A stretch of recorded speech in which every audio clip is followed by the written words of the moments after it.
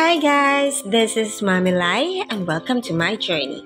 For today's video, gusto ko lang pong i-share sa inyo yung 1-month journey ko as a preemie mom. Meaning, yung aking baby po ay premature.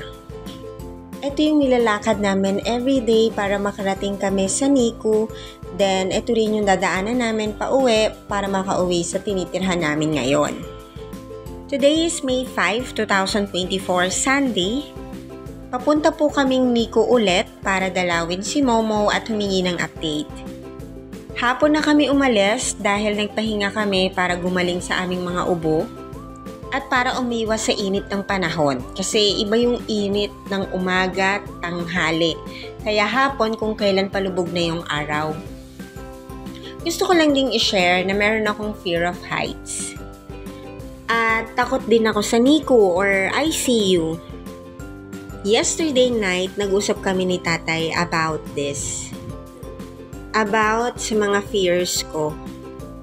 Pero ang naisip niya or nakikita niya na parang gusto ni Lord na harapin ko yung mga fear ko. So naulit-ulit na nagkaroon ako ng anak na napasok sa isang ICU nung bata pa or nung pagkapanganak.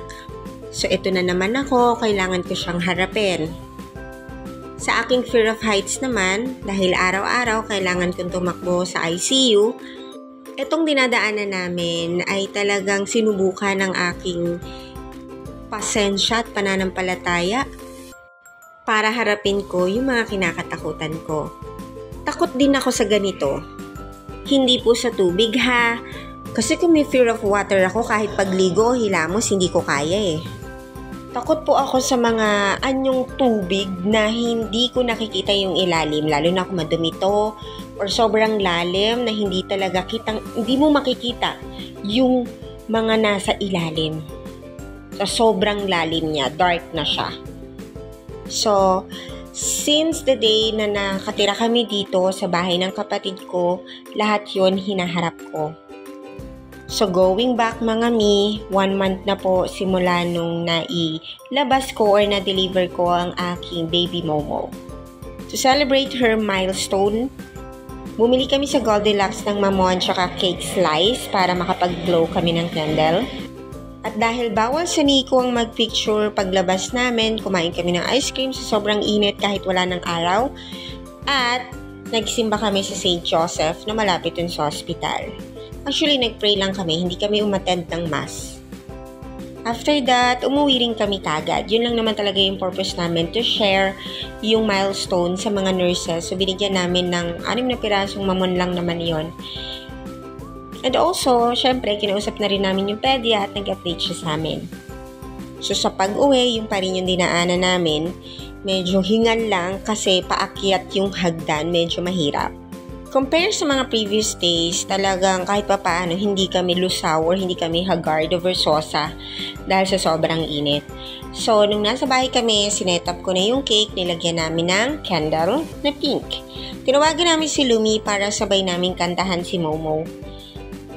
At dahil wala kaming posporo, gagamitin ko pa rin naman ito sa kanyang 2nd month. So, stay lang natin dyan, hindi ko sisindihan. At syempre, wala namang ibang kakain ng chocolate cake na ito, kundi kaming dalawa lang. So, we celebrated her 1st month sa bahay. Kasama namin virtually si Mimi. At nasa puso namin si Baby Momo na kasalukuyang nasa NICU. Just for a summary of what happened, April 5, ako po ay dinugo. Knowing na ako po ay placenta previa, so hindi po ako allowed or hindi talaga pwedeng duguin. Ako po ay tinakbo ng isang ambulansya papunta dito sa ospital na pinakamalapit at ako po ay na-emergency CS. Unfortunately, na-deliver ko po siya at based po sa aking LMP, supposedly, dapat po siya ay 32 weeks, pero nung na-check po siya ng doktor, nung natanggal na siya sa aking tiyan, siya po ay 31 weeks lang. Ibig sabihin, hindi po siya umabot ng kabuwanan ko. So, belong po siya sa mga premature baby. So, yun lang. Thank you so much. Again, my name is Mami Lai, and this is my journey.